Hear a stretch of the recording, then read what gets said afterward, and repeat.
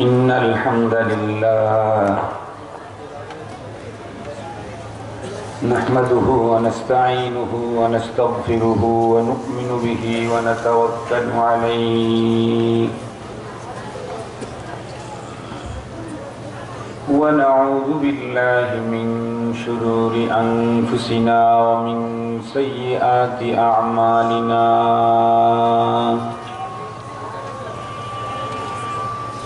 من يهده الله فلا مضل له ومن يضلله فلا هادي له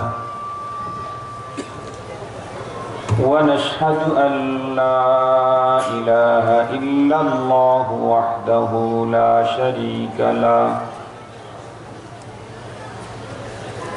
ونشهد أن سيدنا وسندنا وحبيبنا وشفيعنا وطبيبنا وطبيب قلوبنا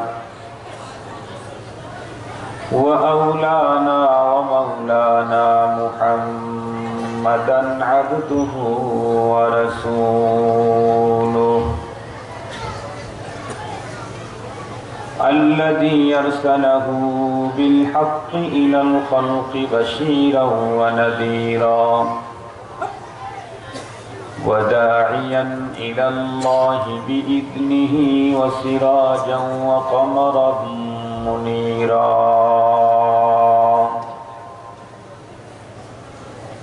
أما بعد فأعوذ بالله من الشيطان الرجيم بسم الله الرحمن الرحيم يا أيها الذين آمنوا قوا أنفسكم وأهليكم نارا وقودها الناس والحجارة عليها ملائكة غلاظ شداد لا يعصون الله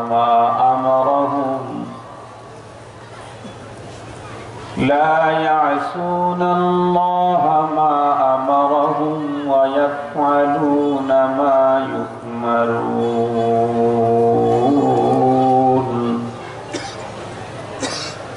وقال صاحب القرآن صلى الله عليه وسلم يا فاطمة أنقذي نفسك من النار أو كما قال عليه الصلاة والسلام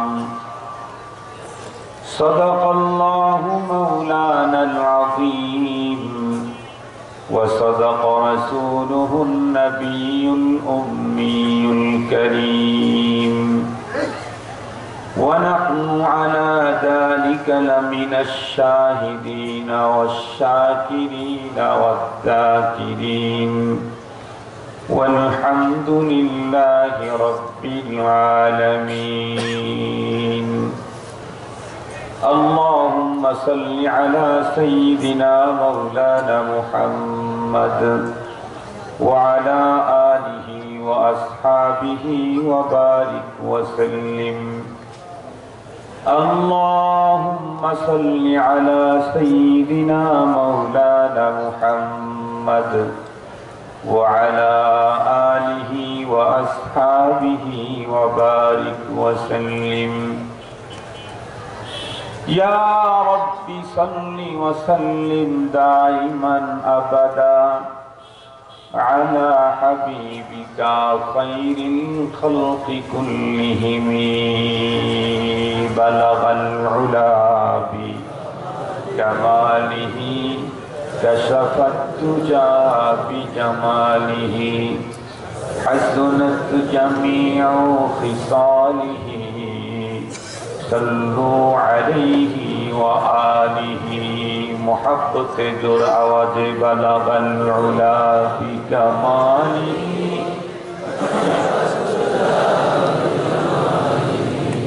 حسنت حسنت جميع خصاله صلوا عليه وآله صدر محترم অধ্যকার নোয়াপাড়া জামদানি শিল্পনগরী জামে মসজিদ কমিটির উদ্যোগে আয়োজিত 13তম বার্ষিক 4 দিনব্যাপী ইসলামী মহাসম্মেলনের দ্বিতীয় দিনের শ্রদ্ধাভাজন সম্মানিত সভাপতি মুআজ্জাজ হযরত বুজুর্গ উলামায়ে কেরাম, বিভিন্ন দ্বীনি মাদারিস থেকে আগত নূরে চশমা বিস্তালাবা, বিভিন্ন গ্রাম অঞ্চল মহল্লা এবং দূরদারাজের এরিয়া থেকে সমাগত সম্মানিত সুধী, সর্বপ্রথম আল্লাহ পাকের দরবারে আলিশানে লাখ কোটি শুকর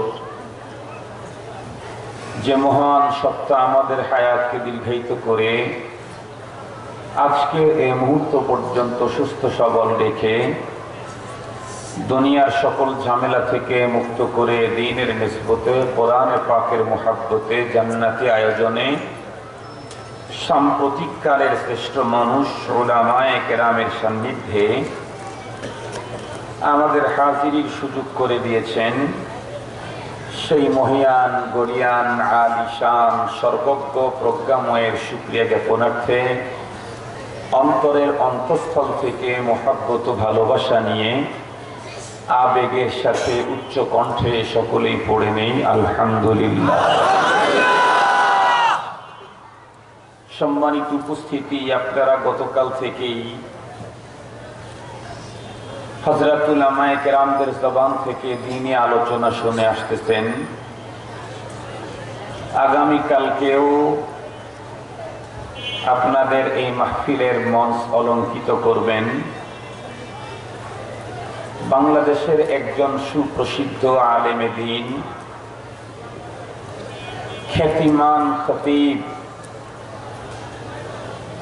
মাহবুবুল উলামা ওয়াস সুলাহা, সুলতানুল ওয়ারিদিন আল্লামা খালেদ সাইফুল্লাহ আইয়ুবী বারাকাল্লাহু ফি হায়াতি। আমিন।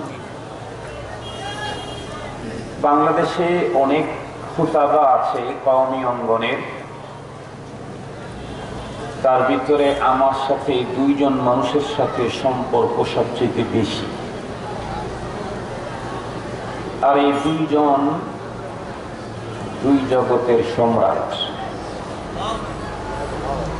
একজন হলেন বাংলাদেশের সিয়াসি ময়দানে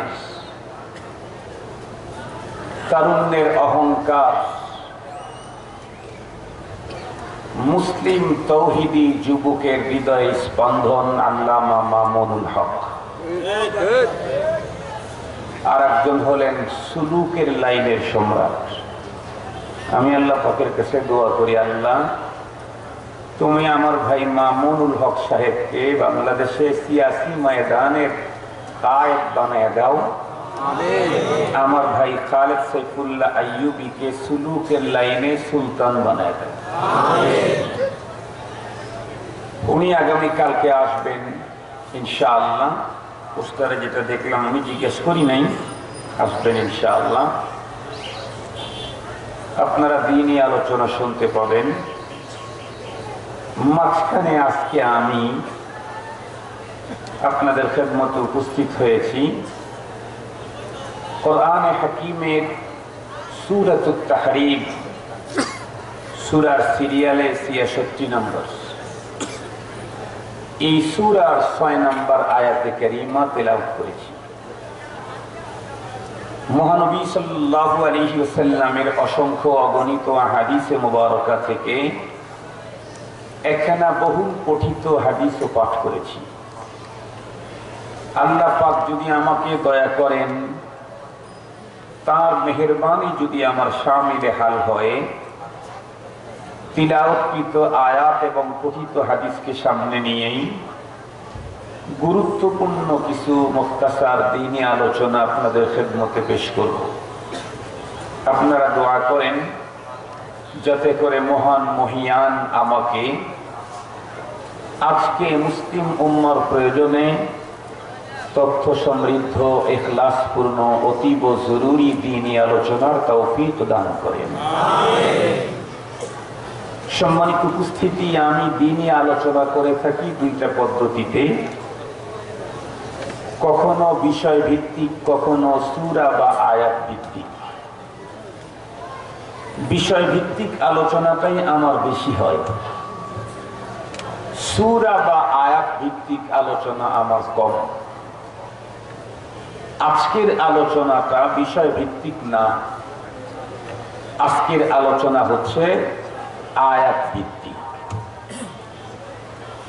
যেহেতু আজকে আমার আলোচনা আয়াত ভিত্তিক, সঙ্গত কারণেই তিলাওয়াতকৃত আয়াতে কারিমার তরজমা দিয়েই আমাকে আলোচনা শুরু করা ভালো হবে।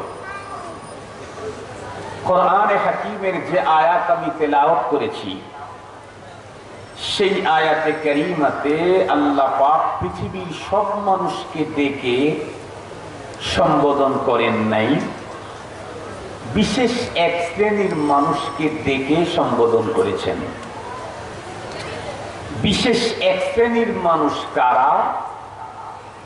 যারা আল্লাহ পাকের অতি আপন, আল্লাহ পাকের দল করে যারা, তারা আল্লাহ পাক তাদেরকে ডেকেছেন।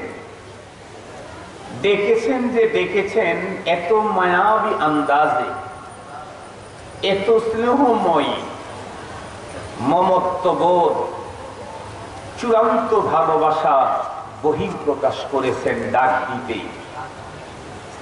আল্লাহ পাক আমাদেরকেই ডেকে বললেন, ইয়া আইয়ুহাল্লাযীনা আমানু।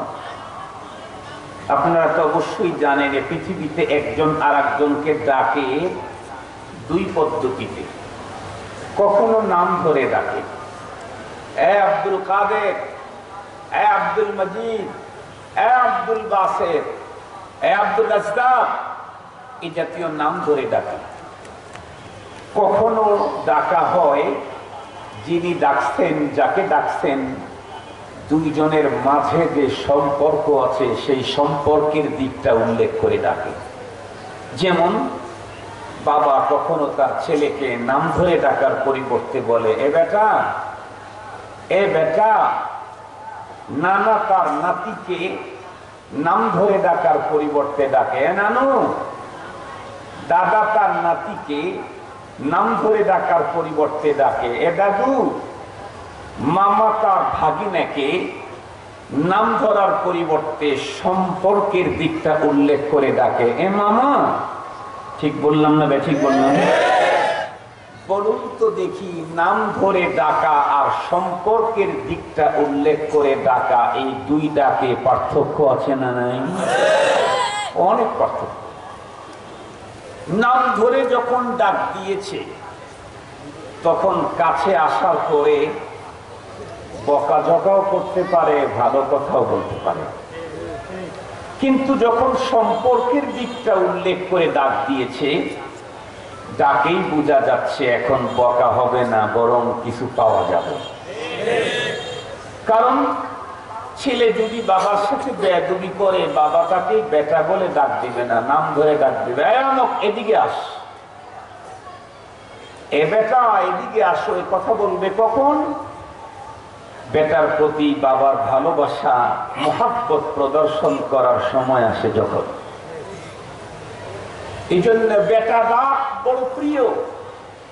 আপনারা শুনলে অবাক হবেন, কিছু আলেম আছে ডিস্ট্রিক্টের ভিতরে বড়, কিছু আলেম আছে বিভাগের ভিতরে বড়, কিছু আলেম আছে দেশের ভিতরে বড়, কিছু আলেম আছে উপমহাদেশের ভিতরে বড়, কিছু আলেম আছে জগতের মধ্যেই বড়। জগৎব্যাপী পুরা আলমের ভিতরে যত বড় উলামায়ে কেরাম ছিলেন, তার ভিতরে একজন আলেমের নাম শিব্বির আহমদ ওসমানী রহমাতুল্লাহি আলাইহি, যাকে শেখুল ইসলাম বলা হতো, যাকে আল্লামা বলে সম্বোধন করা হতো। আজকের আল্লামা না, সেই দিনের আল্লামা। আজকের আল্লামা তো আল্লামা হতে চাইলে দাওরায়ে হাদিস পাশও লাগে না, পুরা হাফেজও হওয়া লাগে না, বাংলা সুন্দর বই পড়ে সুন্দর কণ্ঠে বক্তৃতা দিতে পারলে আল্লামা হওয়া যায়। এত সস্তা আল্লামা এখন, আগের আল্লামা এত সস্তা ছিল না।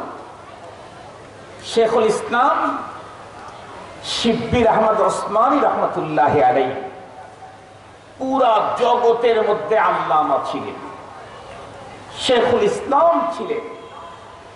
দুনিয়ার মানুষ তার কাছ থেকে উলুম এবং মারিফাতের নূর তার কাছ থেকে নিয়েছে। এই লোকটা এত চূড়ান্ত ব্যস্ত, তামাম দুনিয়া তার দিকে চেয়ে আছে।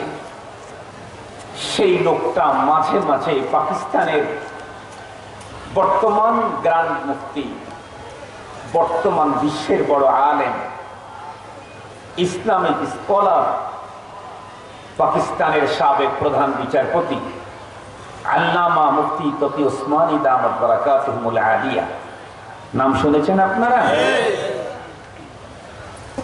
যে আল্লাহর বান্দাকে আল্লাহ তামাম পৃথিবী 3 বার ভ্রমণ করাইছেন। তামাম পৃথিবী, পৃথিবীর সূর্য উদয় হয় যেই দেশে সর্বপ্রথম পৃথিবীতে, ফিজি, এখান থেকে নিয়ে সর্বশেষে পৃথিবীর যেই রাস্তায় সূর্য অস্ত যায়, এ টোটাল দেশগুলি আল্লাহ পাক আল্লামা তকি ওসমানীকে দিয়ে দেখাইছে। একবার না, 3 বার। এই জগৎ বিখ্যাত আলেমে দ্বীন উনাদের বাসাতে শিব্বির আহমদ ওসমানী রহমতুল্লাহ আলাইহি মাঝে মাঝে আসতেন। লোকেরা জিজ্ঞেস করলো, হুজুর আপনার মতো বিশ্বময় আলেম তামাম পৃথিবী যার দিকে চেয়ে থাকে, এত চূড়ান্ত ব্যস্ততার ভিতরেও দেখি মাঝে মাঝেই আপনি তকি ওসমানী সাহেবের আব্বা মুফতি শফি সাহেব রহমতুল্লাহ আলাইহি তখন বেঁচে ছিলেন, মুফতি শফি সাহেব হুজুরের বাসায় মাঝে মাঝে আপনি আসেন, কারণটা কি? এ ভাই উত্তরটা ভালো করে শুনবেন। আল্লামা শিব্বির আহমদ ওসমানী রহমতুল্লাহ আলাইহি উত্তর করলেন, আমি 2টা কারণে হাজারো ব্যস্ততার মাঝে মাঝে মাঝেই মুফতি সাহেব হুজুরের বাসায় আসি। 1 নম্বর কারণ, মুফতি সাহেবের মতো একজন জগৎ বিখ্যাত আলিম, তার সাথে আমার দেখা হবে, সাক্ষাৎ হবে, এটা আমার জন্য সৌভাগ্য। উনি নিজেই জগৎ বিখ্যাত আলেম, শেখুল ইসলাম, আল্লামা। উনি আরো একজন আলেমের সাথে সাক্ষাতে কি পরিমাণে প্রত্যাশী, কি পরিমাণে ব্যস্ত। আর আজকে আমাদের অবস্থা হলো এই, 2-4 কিতাব পড়ছি বা পড়ি নাই, যাও পড়েছি পুরাপুরি বুঝি নাই, এরপরেও উলামায়ে কেরামের প্রতি আমাদের শ্রদ্ধা বোধ, কথা বলেন না কেন? নাই বলবো না, নাইলে এতগুলা লোক আসতেন কেমনি? আছে, কমে গেছে। কিছু কিছু মানুষের অন্তর থেকে তো বিদায় নিয়েছে, তারা তো আলেমকে শ্রদ্ধা করতে চাচ্ছেই না, বরং উল্টা তারা নিজেরা আলেম হওয়ার দাবি করতেছে। আমি নাম বলবো না, কাম বলবো, আপনারা বাচ্চা দিবেন। আমি নাম বলবো না, কাম বলবো, আপনারা বুঝে নিবেন এ কাজ কারা করে। সম্মানিত হাজিরিন, শেখুল ইসলাম শিব্বির আহমদ ওসমানী রহমতুল্লাহ আলাইহি আল্লামা তকি ওসমানীর আব্বা, পাকিস্তানের গ্র্যান্ড মুফতি, মারিফুল কোরআন তাফসীরের লেখক, ওনার সাথে সাক্ষাতের জন্য মাঝে মাঝে যেতেন। 2 নম্বর কারণ, উনি বললেন যে দেখো, আজকে তামাম পৃথিবীর যেখানে যাই সবাই আমাকে আল্লামা বলে, শেখুল ইসলাম বলে সম্বোধন করে, কিন্তু আমার দিল চায় একটা সম্বোধন শুনতে। পৃথিবীর আজকে কেউ আমাকে বেটা বলে ডাক দেয় না, আমার বেটা ডাকটা শুনতে বড় মজা লাগে। বড় ইচ্ছে হয়, কিন্তু আজকের ওয়ার্ল্ডে আমি শেখুল ইসলাম শিব্বির আহমদ ওসমানীকে বেটা বলে ডাকার কেউ নাই। শুধু একজন মহিলা এখনো বেঁচে আছেন যিনি আমাকে বেটা বলে ডাক দেন, আর উনি যখন বেটা বলে ডাক দেন তখন আমার এত শান্তি, এত মজা লাগে। সেই লোকটা হলেন মুফতি শফি সাহেব রহমতুল্লাহ আলাইহির মা। উনি আমার মামি। উনি শুধু এই পৃথিবীতে আমাকে বেটা বলে ডাক দেন। আমাকে যারা বেটা বলে ডাকতেন তারা আজকে পৃথিবীতে নাই, কবরে চলে গেছে। বেটা বলে ডাকতেন আমার মা, বেটা বলে ডাকতেন আমার আব্বা, বেটা বলে ডাকতেন আমার চাচা, বেটা বলে ডাকতেন আমার মামা, বেটা বলে ডাকতেন আমার ফুপা। এসব মুরব্বী আজকে কবরে চলে গেছে। বেটা নামের মায়াবী ডাকটা আর কারো মুখে আমি শুনতে পাই না। আমার মনে ইচ্ছে হয় কেউ আমাকে বেটা বলে সোহাগ মাখা ডাকটা দিক। এই ডাক যেহেতু শুধুমাত্র কেবলমাত্র আজকের পৃথিবীর একজনই দেয়, সেটা হচ্ছেন মুফতি শফি সাহেব রহমতুল্লাহ আলাইহির মা। এই জন্য আমি মাঝে মাঝে বেটা ডাকটা শোনার জন্য হাজারো ব্যস্ততার ভিতরে এখানে চলে আসে। একজন বাবা তার সন্তানকে বেটা বলে ডাক দিয়েছে সম্পর্কের দিক থেকে।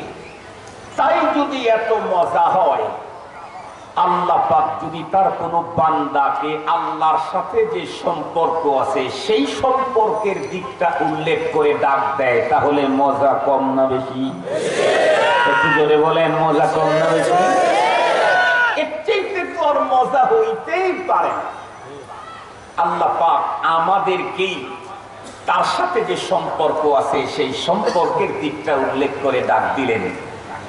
ইয়া আইয়ুহাল্লাযীনা আমানু, আল্লাহ বললেন হে আমার ঈমানদারেরা, আমার দলের লোকেরা। সুবহানাল্লাহ। আল্লাহ পাকের সাথে আমাদের সম্পর্ক আছে না নাই? যে আল্লাহর প্রতি বিশ্বাসী তার সাথে আল্লাহর সম্পর্ক। আল্লাহ পাকের সাথে সম্পর্কের দিকটা উল্লেখ করে আল্লাহ আমাদেরকে ডাক দিলেন। ডাক দিয়ে আল্লাহ পাক আমাদেরকে একটা অর্ডার দিলেন। কি বললেন? কু আনফুসাকুম ওয়া আহলিকুম নারা। এ আমার দলের লোক, এ আমার সাথে সম্পর্কধারী লোকেরা, তোমাদেরকে আদর সোহাগ দিয়ে বলছি তোমরা নিজেদেরকে এবং পরিবারকে আগুন থেকে বাঁচাও। কে বললেন? কোন আগুন? মোমবাতির আগুন, ল্যাম্পের আগুন, চুলার আগুন, ভাটার আগুন? আমি যতটুকু জানি সবচেয়ে দুর্বল আগুন হলো মোমবাতির আগুন। এটা নিবানের জন্য ফু দেওয়া লাগে না, নাকের বাতাস লাগলে নিভে যায়। কি বললাম?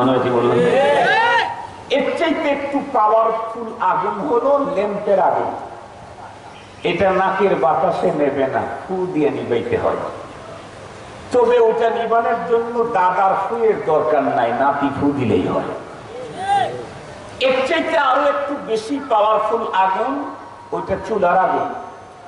এটা ফু দিলে নেবে না, জ্বলে। এটা উল্টা, ফু দিলে নিবে না, এটা ফু দিলে আরো জ্বলে। আমরা আমাদের মা চাচি ফুপুদেরকে দেখেছি, চুলাতে আগুন যখন নিভে গেছে তো ফুয়াইতে আছে, তো আগুন জ্বলে উঠছে। তাহলে আগের গুলার চাইতে এটা একটু ব্যতিক্রম। আর একটা আগুন আছে যেটা ফু দিলে নেবেও না, জ্বলেও না, সেটা হচ্ছে ভাটার আগুন। ভাটার আগুনে আপনি ফু দিলে কি পরিমাণে বেশি জ্বলবে? কথা বলেন না কেন? আগুনের তেজ যত দূর, অত দূর থেকে আপনি ফু দিলে ফুয়ের এই বাতাস ওই পর্যন্ত যাবেই না, তার নিভবে কি আর বাড়বে কি? সম্মানিত হাজিরিন, ভাটার আগুন এত ভয়াবহ, ফু দিলে নিবেও না, জ্বলেও না, এরপরেও সেটা নিভানো যায় না, যায় না? একটু জোরে বলেন। এই আগুন নিভাইতে কি ফায়ার সার্ভিসের লোক লাগে? তাও লাগে। আল্লাহ পাক আমাদেরকে যে আগুন থেকে বাঁচতে বললেন, এটি মোমের বা আগুন না, এটি ল্যাম্পের আগুন না, এটি চুলার আগুন না, এটি ভাতার আগুন না, এটা এমন একটা আগুন যেই আগুনের ভিতরে তামাম পৃথিবীর 7 সমুদ্রের পানি একত্রিত করে ঢালতে চাইলে এক ফোঁটাও আগুনের গর্তের নিচে যাবে না। এই আগুনের ভয়াবহতা এত সাংঘাতিক সিরিয়াস যে আগুনের ভয়ে আমরা তো মানুষ, জড় পদার্থ, পাথর পর্যন্ত কেঁদে শরীর ঘামায় দেয়, পাথর পর্যন্ত কেঁদে শরীর ঘামায় দেয়। ঘটনা একটু পরেই বলতেছি। সেই ভয়াবহ সাংঘাতিক সিরিয়াস আগুন থেকে আল্লাহ পাক বললেন, তুমি বাঁচো, তোমার পরিবারকে বাঁচাও। এই আগুনের কাজে নিয়োজিত থাকবে কারা? আল্লাহ পাক বলেন, আলাইহা মালাইকাতুন গিলাদুন শিদাদুন লা ইয়াসুনাল্লাহা মা আমারাহুম ওয়া ইয়াফআলুনা মা ইউমারুন। আল্লাহ পাক বলেন, এই আগুনে জ্বালানির কাজে, পোড়ানোর কাজে মিস্ত্রি যাদেরকে রাখা হবে, সেই আগুন, সেই মিস্ত্রিগুলি হবে সবচেয়ে বড় ভয়াবহ, কঠিন, শক্ত দিলে। মালিক যাকে যেইভাবে পোড়ানোর নির্দেশ দিবে, ওই মানুষগুলি আগুনে পুড়ে যতই আর্তনাদ করুক, আগুনের মিস্ত্রি যারা থাকবে তাদের অন্তরে কিঞ্চিত দয়া হবে না, কিঞ্চিত দয়া হবে না। এখন প্রশ্ন হলো, হুজুর, সে আগুনের ভিতরে পোড়ানো হবে কাদেরকে? আল্লাহ পাক কোরআন হাকিমের ভিতরে এই আয়াতই বর্ণনা করছেন, ওয়াকুদুহান নাস ওয়াল হিজারাহ। এই আগুনে পোড়ানো হবে মানুষ এবং পাথর। সূরাতুত তাহরীমের 6 নম্বর আয়াত। এটা হলো মোটামুটি তরজমা। মুহাম্মদ সাল্লাল্লাহু আলাইহি ওয়াসাল্লামের সবচেয়ে প্রিয়তমা মেয়ে কি নাম? ফাতেমা। আপনাদের কি হয়? ফাতেমা আপনাদের কি হয়? না, এটা ভুল কথা। ফাতেমা রাদিয়াল্লাহু তাআলা আনহার মায়ের নাম কি? কথা বলেন। লা হাওলা ওয়ালা আয়েশা, খাদিজা। আমিনাতু ফাতেমা রাদিয়াল্লাহু তাআলা আনহার দাদি। ফাতেমা রাদিয়াল্লাহু তাআলা আনহার দাদি রাসূলুল্লাহর মা, এ হলো আমিনা। ফাতেমা রাদিয়াল্লাহু তাআলা আনহার মা পৃথিবীর শ্রেষ্ঠতম নারীদের অন্যতম একজন, খাদিজাতুল কুবরা রাদিয়াল্লাহু তাআলা। কোরআনে পাকে আল্লাহ পাক স্পষ্ট বর্ণনা করেছেন, আন-নাবিয়্যু আওলা বিল মুমিনিনা মিন আনফুসিহিম ওয়া আজওয়াজুহু উম্মাহাতুহুম। একটু তরজমা বলতেছি, পুরাটা না।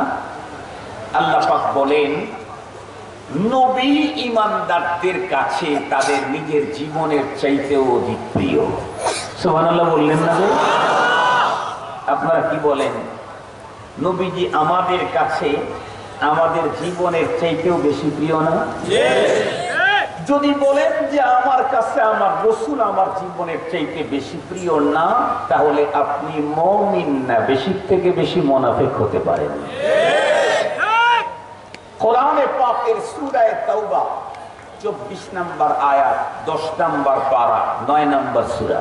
আল্লাহ পাক বলেন, قل إن كان آباؤكم وأبناؤكم وإخوانكم وأزواجكم وعشيرتكم وأموال اقترفتموها وتجارة تخشون كسادها ومساكن ترضونها أحب إليكم من الله ورسوله ورسوله أحب إليكم من الله ورسوله وجهاد في سبيله فتربصوا حتى يأتي الله بأمره والله لا يهدي القوم الفاسقين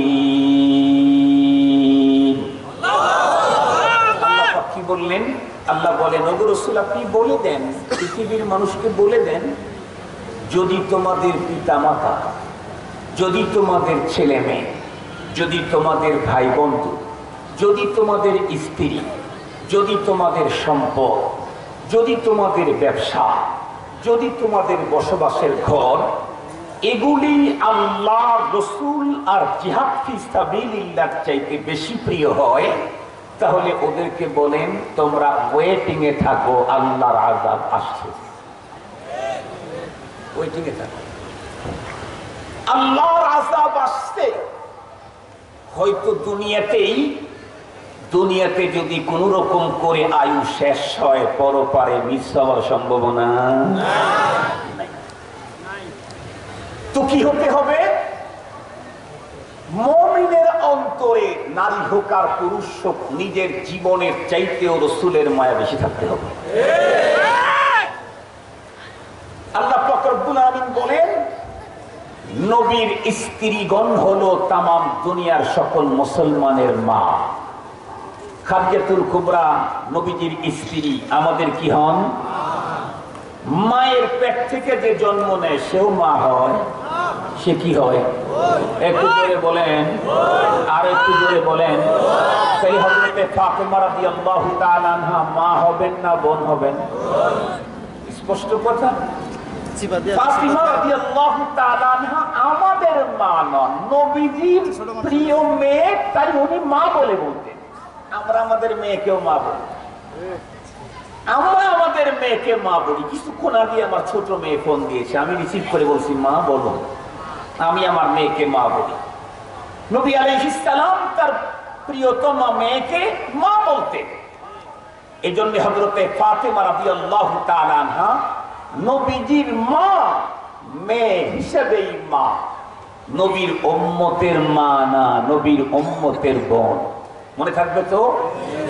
এই ফাতেমা রাদিয়াল্লাহু তাআলা আনহাকে আল্লাহ পাকের রাসূল ডেকে বললেন, ইয়া ফাতিমাতু আনকিযি নাফসাকি মিনান নার।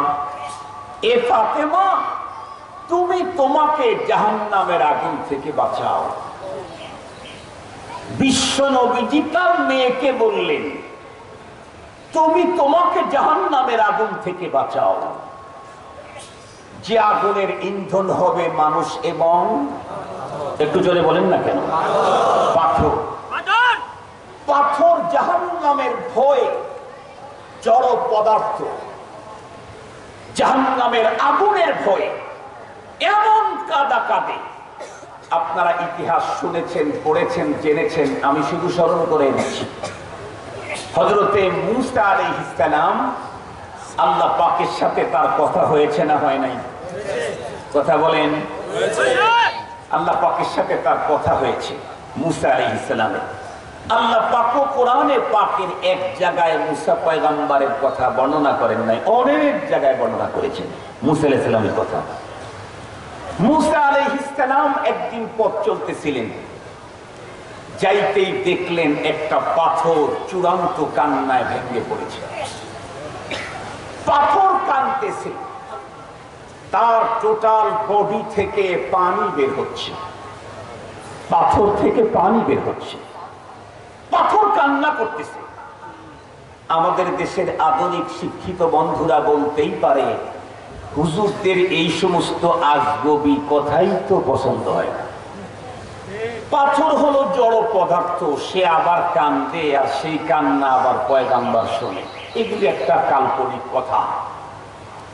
আমি ওই সমস্ত অধুনা শিক্ষিত বন্ধুদেরকে বলতে চাই, ও বন্ধু, আজ থেকে 20 বছর 30 বছর আগে যখন এদেশের উলামায়ে কেরাম বলতেন জান্নাত এমন একটা জিনিস লাকুম ফিহা মা তাশতাহি আনফুসুকুম ওয়া লাকুম ফিহা মা তাদদাউন। বলতেন যে জান্নাত এমন একটা জায়গা যেখানে জান্নাতের অধিবাসীদের অন্তরে কোনো কিছুর চাহিদা উদয় হতেই ওইটা রেডি হয়ে তার সামনে চলে আসবে। বলতেও হবে না, বর্ডার কাটতে হবে না, সিরিয়াল দিতে হবে না, মনে উদয় হলেই চলে আসবে। জান্নাতের গেট একাই খুলবে, একাই বন্ধ হবে। আজ থেকে 30 বছর আগে বাংলাদেশের আধুনিক শিক্ষিত লোকেরা বিশ্বাস করে নাই। এখন বলেন তো দেখি, গেট খোলা একা একা গেট খোলা আর বন্ধ হওয়ার জন্য কি জান্নাতে যাওয়া দরকার আছে, না ঢাকা গেলেই খোলে? কথা বলেন না কেন? কিন্তু ঢাকা গেলেই খোলে। উন্নত শপিং মলে দেখবেন গেটের মধ্যে সেন্সার লাগানো আছে। একজন মানুষ ঢুকতে চাইতেছে, অটোমেটিকলি গেট খুলে যাচ্ছে। ভিতরে ঢুকে গেছে, অটোমেটিকলি গেটটা বন্ধ হয়ে গেছে। সম্মানিত হাজিরিন, একটা মজার গল্প শুনে আপনাদেরকে। কষ্ট পাইতেছেন না তো? আপনাদেরকে খুব ভালো লাগতেছে আমার। আমি অবশ্য এই অঞ্চলে কখনো আসি নাই, তবে আপনাদের খুব ভালো লাগতেছে, এই জন্য বলতেছি। বাংলাদেশের একজন প্রখ্যাত আলিম, আমি তার নাম বলবো না, আওলাদ রাসূল শাহ সৈয়দ আব্দুল মজিদ নদীম সাহেব রহমাতুল্লাহ আলাইহি তখন বেঁচে ছিলেন। ফকিহুল মিল্লাত মুফতি আব্দুর রহমান রহমাতুল্লাহ আলাইহি বেঁচে ছিলেন। বাংলাদেশে ইসলামী আন্তর্জাতিক মহাসম্মেলন সংস্থা আছে। এই সংস্থার উদ্যোগে বাংলাদেশের বিভিন্ন ডিস্ট্রিক্ট শহরে আন্তর্জাতিক ইসলামী মহাসম্মেলন হয়, যেখানে দেশের ওলামায়ে কেরাম তো থাকেই, শীর্ষস্থানীয় বিদেশ থেকে মক্কার ইমাম, তা বাইতুল মুকাদ্দাসের ইমাম, এরপরে পাকিস্তান, ইন্ডিয়া থেকে ওলামায়ে কেরাম এখানে তাশরীফ আনেন। আল্লাহ পাকের মেহেরবানিতে আমাকেও তাদের সিরিয়ালে কিছুদিন ওই বয়ান করার সুযোগ দিয়েছিলেন, এখনো চালু আছে। তো চট্টগ্রাম জমিয়তুল ফালা মাঠে বয়ানের পরে আমাদের পরের 2 দিনের বয়ান হচ্ছে কক্সবাজার কেন্দ্রীয় ঈদগাহ মাঠে।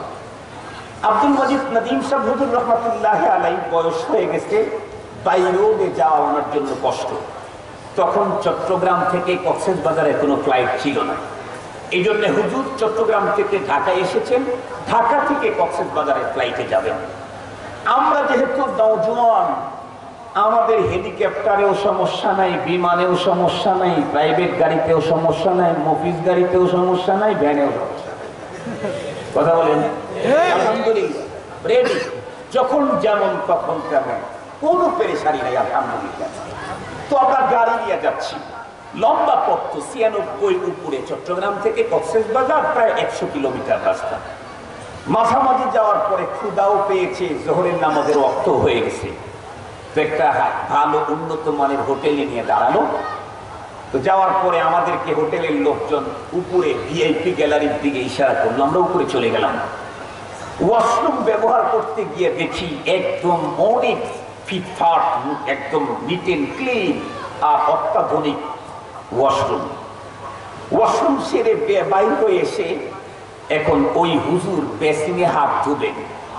কিন্তু আমাদের দেশের বেসিনের সিস্টেম তো হলো হয়তো নাড়ানি না হয় গুড়ানি, বুঝেন না এই কথা?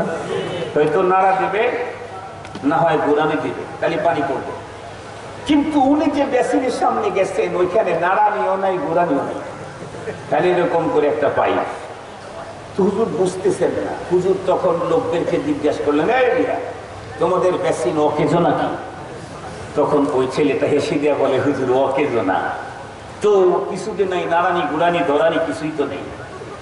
ছেলেটা তখন বলল, হুজুর এখানে সেন্সার লাগানো আছে, অটো, আপনি নিচে হাত দিলে অটোমেটিক পানি আসবে, হাত সরালে পানি পড়া বন্ধ হবে। তো যখন বেসিনের নিচে, যখন টেপের নিচে যখন হাত দিয়েছে, বাস পানি পড়া শুরু হয়ে গেছে, হাত সরাইছে, পানি পড়া বন্ধ হয়ে গেছে। আমি জিজ্ঞাসা করতে চাই, মানুষের তৈরি করা প্রযুক্তি যদি এত উন্নত হয়, এই মানুষটাকে যিনি আবিষ্কার করেছেন তার প্রযুক্তি কত উন্নত হবে? এই মানুষগুলাকে যিনি আবিষ্কার করেছেন তার প্রযুক্তি কত উন্নত হবে? জান্নাত পৃথিবীর কোন কারিগরের প্রযুক্তি না, জান্নাত হলো স্বয়ং রব্বুল আলামিনের নিজস্ব প্রযুক্তি। এই জন্যই কোরআনে হাদিসে এসেছে জান্নাতের কারুকার্য পৃথিবীর কোন লেটেস্ট বিশ্বের ভিতরে স্ট্যান্ডার্ড মানে কোন প্রকৌশলী প্ল্যানের জিন্দিগিতে কোনোদিন ওই জাতীয় ভাব নাই, ঢোকে নাই। এই জাতীয় প্রযুক্তি আল্লাহ জান্নাতে ব্যবহার করেছেন। আল্লাহু আকবার, আল্লাহু আকবার। সম্মানিত হাজিরিন, আমাদের আলোচনা চলতেছিল, মনে আছে নাকি? মনে আছে? কি থেকে?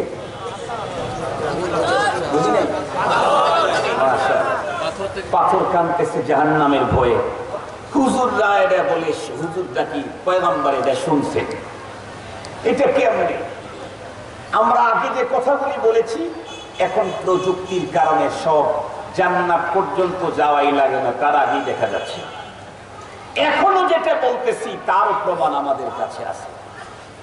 আমি জিজ্ঞেস করতে চাই আপনাদের, আমাদের কারো যদি মনে করেন কোমরে ব্যথা হলো, অর্থোপেডিক ডাক্তারের কাছে গেলাম, ডাক্তার খুব আপনজন, বেশি কিছু টেস্ট আমাকে না দিয়ে বললেন হুজুর শুধু কোমরের একটা প্লেন এক্সরে করে নিয়ে আসেন। আমি কোমরের একটা প্লেন এক্সরে করে নিয়ে আসলাম, কালো ফিল্ম। এক্সরেটা নিয়ে হাতে দেওয়ার পরে কয়েকবার এদিকে ওদিকে উল্টা সিধা এদিকে ওদিকে 10-15-20 বার দেখলাম, কিন্তু আমার কোনো কোমরের দিশটা খুঁজে পেলাম না। কিছুক্ষণ পরে ডাক্তার যখন ডাক দিল, দেখি রিপোর্ট, ডাক্তার এই ফিল্মের এক্সরের ফিল্মটা এভাবে ধরেই বলল, হুজুর আপনার তো কোমরের হাড়টি বাঁকা হয়ে ভিতরে ঢুকে গেছে। আমি জিজ্ঞেস করতে চাই, আমার সাথে যেই চোখ, ডাক্তারের সাথে কি লন্ডনের চোখ, আমেরিকার চোখ? একই চোখ। আমার চোখে যে মাল মেটেরিয়াল আছে, ডাক্তারের চোখে সেই মাল মেটেরিয়াল আছে, কিন্তু আমি কেন দেখতে পেলাম না, ডাক্তার কেন দেখতে পেল? তার কারণ হলো ডাক্তার বিশেষ একটা সাবজেক্টের উপরে জ্ঞান অর্জন করার কারণে তার এই চোখের ভিতরে এক্সট্রা পাওয়ার সংযোগ হয়েছে। মানব রচিত মেডিকেল সায়েন্স, সেই সায়েন্সের জ্ঞান অর্জন করার কারণে যদি চোখের ভিতরে এক্সট্রা পাওয়ার তৈরি হয়, আল্লাহ রচিত কোরআন এবং আসমানি গ্রন্থের জ্ঞান যাকে দেওয়া হয়, তার চোখে আর কানের ভিতরে এক্সট্রা পাওয়ার হয় না, হয় না। সাইয়েদনা হযরত মুসা আলাইহিস সালাম মেডিকেল সায়েন্স পড়েন নাই, আসমানের মালিকের পক্ষ থেকে বিশেষ জ্ঞান ভান্ডার তাকে দেওয়া হয়েছে, সঙ্গত কারণেই তার কানের ভিতরে পাওয়ার ঢুকে গেছে। মুসলমান ভাইরা আমার কথাগুলা দিল দিয়ে বুঝবেন, শুধুমাত্র কেবলমাত্র হযরতে মুসা পয়গম্বরকেই আল্লাহ পাক রব্বুল আলামিন এমন যোগ্যতা দিয়েছিলেন তাই না, বরং এই পৃথিবীর যত নবী রাসূল এসেছেন, সমস্ত নবী এবং রাসূলগণকে রব্বুল আলামিন মানুষের কথা বুঝার যেমন যোগ্যতা দিয়েছেন, অন্য প্রাণীদের কথা দুঃখ বেদনা বুঝার যোগ্যতাও দান করেছিলেন। কোরআন খুলে দেখেন, হযরতে মুসা পয়গম্বর পাথরের নিকট দিয়া যাইতেই যখন দেখলেন পাথর চূড়ান্ত কান্নায় ভেঙে পড়েছে, তামাম শরীর থেকে পানি বের হচ্ছে, হযরতে মুসা পয়গম্বর জিজ্ঞেস করলেন, লিমা তাবকি, এ পাথর তুমি কেন এইভাবে ডুকরে ডুকরে কেঁদে কেঁদে পুরা শরীর থেকে তুমি পানি গড়াইয়া দিচ্ছ? পাথর তখন উত্তর করলো, পয়গম্বর শুনেছি রব্বুল আলামিন জাহান্নামকে পুরা করবেন মানুষ এবং পাথর দিয়ে, মানুষ এবং পাথর দিয়ে জাহান্নাম পুরা করবেন শুনেছি। ওই জাহান্নামের আগুন সহ্য করার ক্ষমতা আমি পাথরের নাই, এই জন্যই তো আমি জাহান্নামের আগুনের ভয়ে পাথর হয়ে ডুকরে ডুকরে কেঁদে কেঁদে তামাম শরীর থেকে পানি বের করে দিচ্ছি। আমি অত্যন্ত দুঃখ আর বেদনা ভরাক্রান্ত হৃদয় নিয়ে বলতে চাই, জামাদাত জড় পদার্থ পাথর, সেও জাহান্নামের ভয়ের ভিতরে কেঁদে কেটে বন্ধুরা আমার বডি থেকে পানি বের করে দেয়। কিন্তু আমরা সবচেয়ে দুর্বল আল্লাহর সৃষ্টি মানুষ, জাহান্নামের ভয়ে অন্তর থেকে পানি বের হবে আর চোখ থেকে পানি বের হবে তো দূরের কথা, বরং দিন যত ঘটতেছে ততই মুসলমানের সন্তানেরা জাহান্নামের দিকে প্রতিযোগিতার সাথে দৌড়া। আজকে আমাদের দৌড় তো জাহান্নামের দিকে।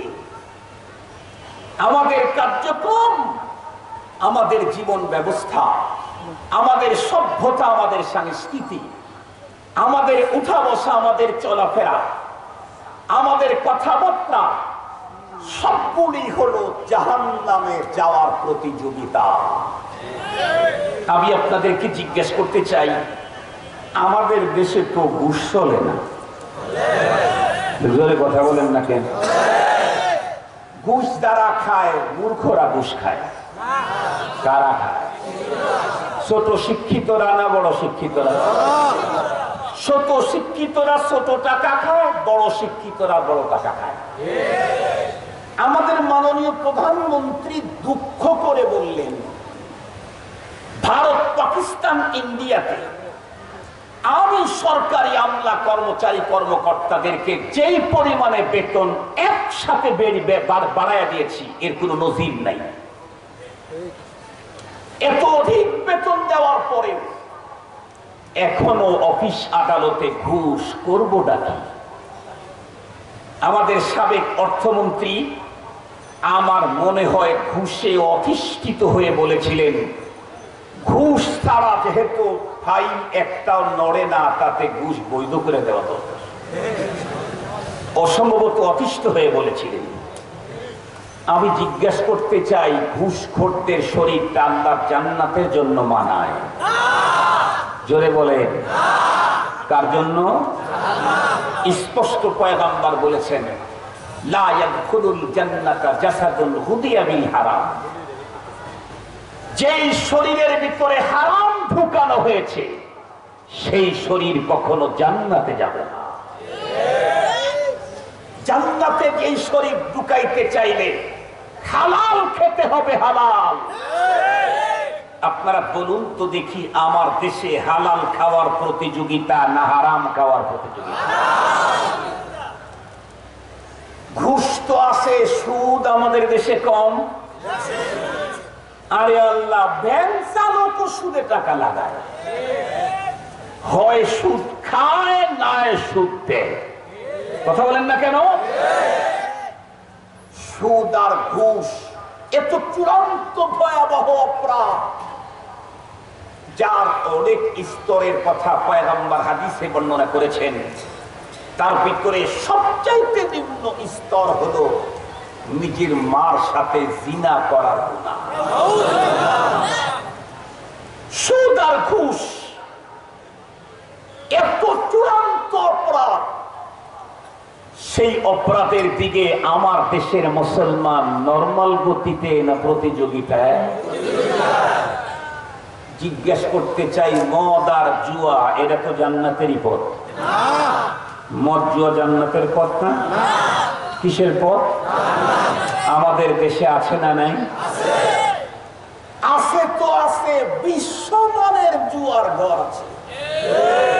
ক্যাসিনো, ক্যাসিনো তো বাংলা শব্দ না, ক্যাসিনো তো বাংলা শব্দ না, এটা তো ভিন দেশের শব্দ। কেসা থেকে ক্যাসিনো, ওই ঘরকে বলা হয় যেই ঘরের ভিতরে গুনাহের গ্যারেজ হয়। সহজ কথায় বলতেছি, সেটার সেই ঘরটাকে বলা হয় ক্যাসিনো, যেখানে জুয়া, মদ, নারী, অবৈধ টাকার চূড়ান্ত ছড়াছড়ি। সম্মানিত হাজিরিন, আমাদের দেশে আছে না নাই? ছোট শিক্ষিত না বড় শিক্ষিতরা? একটু জোরে বলেন। বড় শিক্ষিতরা। মুসলমান না মুসলমান? তাহলে দৌড়াইতেছে কোন দিকে? জাহান্নামের দিকে। আমি জিজ্ঞাসা করতে চাই, একটা সময় তো এমন ছিল মসজিদ দেখলে কেউ গান বাজাইতেছে, মসজিদ দেখেছে 100 গজ আগের থেকেই গান বন্ধ। আপনাদের অঞ্চলে ছিল না? ছিল। কবরস্থান দেখেছে 100 গজ ফাঁক থেকে গান বন্ধ। আমি জিজ্ঞেস করতে চাই, এখন গান কি বন্ধ হয় না মসজিদের রুকুর মধ্যেই গান শুরু হয়? মসজিদের রুকুতে গেছে, মুসল্লির পকেটের ভিতরে গান শুরু হয়ে গেছে। জিজ্ঞেস করতে চাই, এটা তো জান্নাতে যাওয়ারই পথ। একটু জোরে বলেন। আমার তো বুঝেই আসে না, নামাজি যদি হয়ে থাকে তাহলে ওর রিংটোনে গান ঢুকলো কেমনে? আর রিংটোনে যদি গানই ঢুকে থাকে তাইলে ও মসজিদে ঢুকলো কেমনে? রিংটোনে যদি গান থাকে ও মসজিদে ঢুকলো কেমনে? যেই গান গুনাহ নিজস্ব এরিয়াতে ছিল, আজকে গুনার বিস্তৃতি ঘটতে ঘটতে গুনাহ আর গুনার এরিয়াতে নাই, এখন নেকির এরিয়া দখল করে নিচ্ছে। মসজিদ তো নেকির এরিয়া, এটা গান দখল করে নিচ্ছে। মুসলমান ভাইদারে আমার লম্বা কথা বলতে চাই না, আমাদের দেশের মুসলিম মেয়েদের বর্তমানে চলাফেরা করার অবস্থাগুলি বন্ধুরা আমার সত্যকার অর্থে অন্তরের উপরে হাত রেখে কথা বলবেন, কোন রকম কোন দিকে মাইল হয়ে না। দিন যত গড়াইতেছে মুসলিম নারীদের চলাফেরাতে মনে হচ্ছে জান্নাতের পথই সুগম করতেছে নাকি জান্নাতের প্রতি জাহান্নামের প্রতিযোগিতা। কোরআনে হাকিমের ভিতরে মুসলিম মেয়েদেরকে স্পষ্ট বলে দিয়েছেন, ডাইরেক্ট সম্বোধন করেছেন রব্বুল আলামিন নবীর স্ত্রীগণকে। আল্লাহ পাক বলেন, ইয়া নিসাআন নবী লাস্তুন্না কাআহাদিম মিনান নিসা ইন ইত্তাকাইতুন্না ফালা তাখদানা বিল কওলি ফায়াতমা'আল্লাযী ফী কলবিহি মারাদুন ওয়া কুলনা কওলাম মারুফা وقرن في بيوتكن ولا تبرجن تبرج الجاهلية الأولى। মাঝখানের কিছু অংশ বাদ দিয়ে বন্ধুরা আমার পরেরটা বলেছি কেন? লম্বা কথা বলতে চাই না, অল্প কথা বলতে চাই। কোরআনে হাকিম বললেন, ও নবীর স্ত্রীগণ, ইনডাইরেক্ট কিয়ামত পর্যন্ত যত মুসলিম নারী আসবেন তাদেরকে বললেন, হে মুসলিম নারীরা, তোমরা কিন্তু পৃথিবীর অন্য নারীদের মতো নও, এই জন্য তাদের মতো করে তোমরা বাইরে খোলাফেরা একদম খোলা অবস্থায় বাইরে যেতে পারবা না। বাইরে যদি তোমাকে যেতেই হয় জিলবাব পরো, হিজাব লাগাও, তারপরে বাইরে যাও। আমি জিজ্ঞাসা করতে চাই, বলুন তো দেখি, দিন যত গড়াইতেছে হিজাব আর বোরকার বিরুদ্ধে অ্যাকশন শুরু হয়েছে না হয় না? দিন যত ঘটতেছে মুসলমান বোরকার বিরুদ্ধে, মুসলমান বোরকার বিরুদ্ধে। এক শ্রেণী তো বোরকাই পড়তে চাচ্ছে না, আর এক শ্রেণী মেয়েলি পোশাকই পড়তে চাচ্ছে না। আমার এই যে আমি 3-4 জুমা হয় বনশ্রী সেন্ট্রাল মসজিদে, ফিতনার যুগের চিহ্ন কি? নবী আলাইহিস সালাম 72টা চিহ্নের কথা বলেছেন আলামত।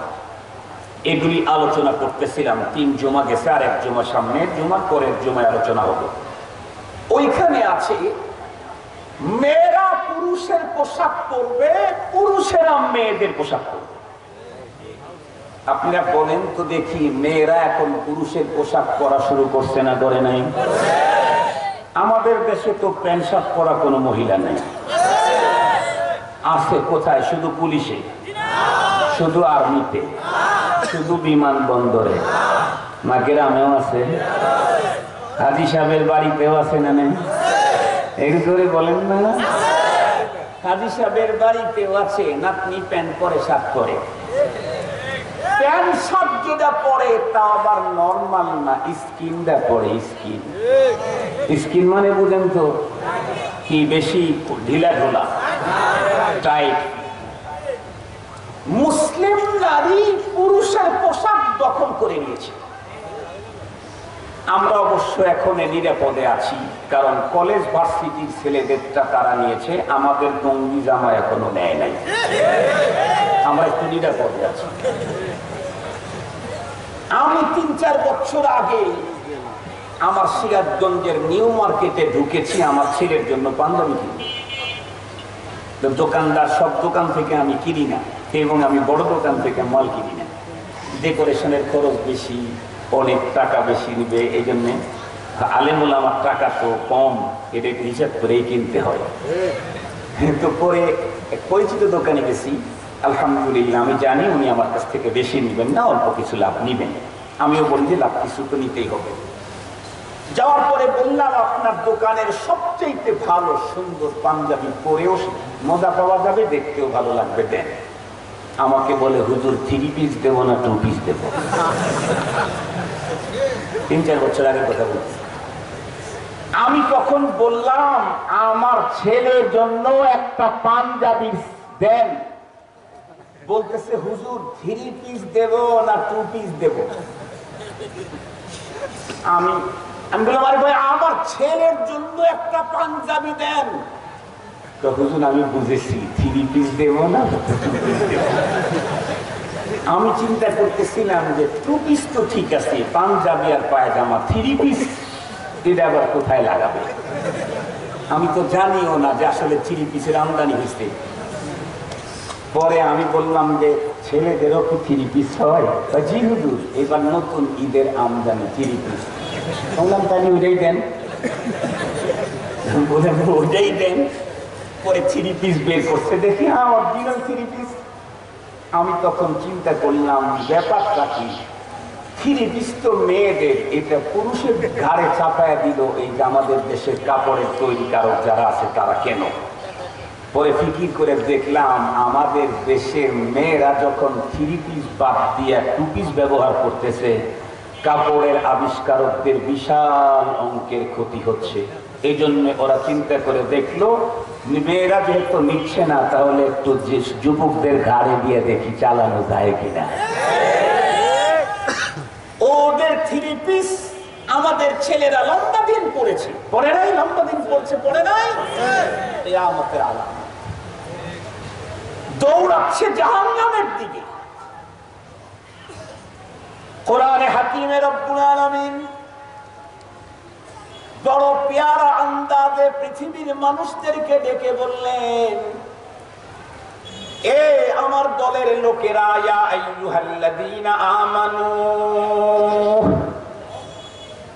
আপনারা মনে হয় পেপার পত্রিকায় দেখেছেন আমাদের দেশের মাননীয় প্রধানমন্ত্রী উনি বক্তব্য দিতে গিয়ে বলেছেন, উনি বর্তমানে শুদ্ধি অভিযান শুরু করেছেন এবং উনি নিজেই বলেছেন, আমি আমার ঘর থেকে শুদ্ধি অভিযান শুরু করেছি। আমরা ওনাকে আন্তরিক অভিনন্দনবাদ জানাই।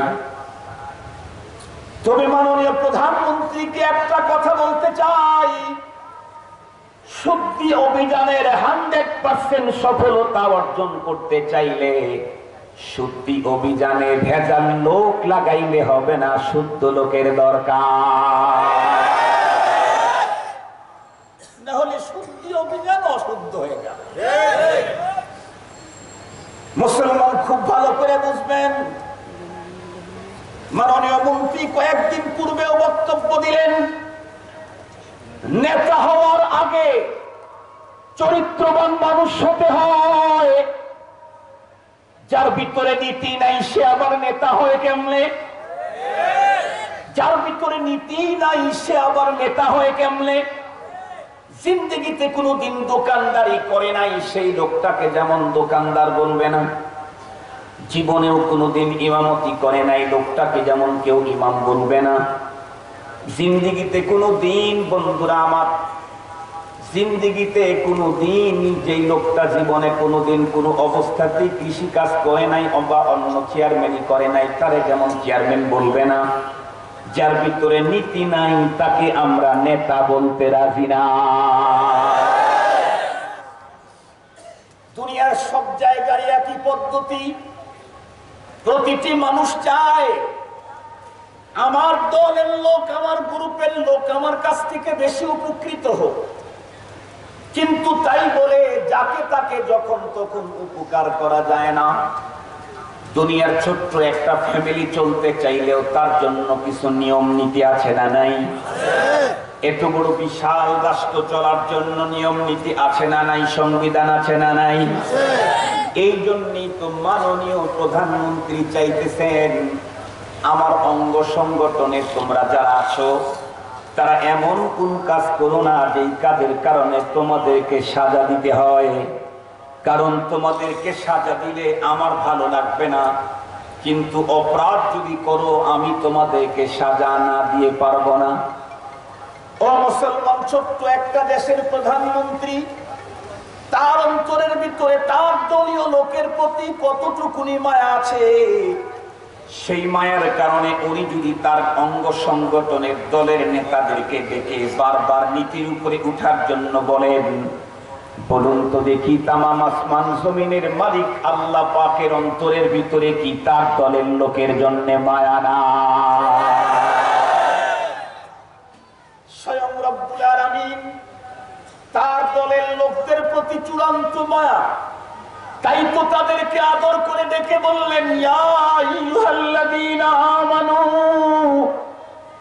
এ আমার দলের মুসলমান নারী পুরুষ, কু আনফুসাকুম ওয়া আহলিকুম নারা,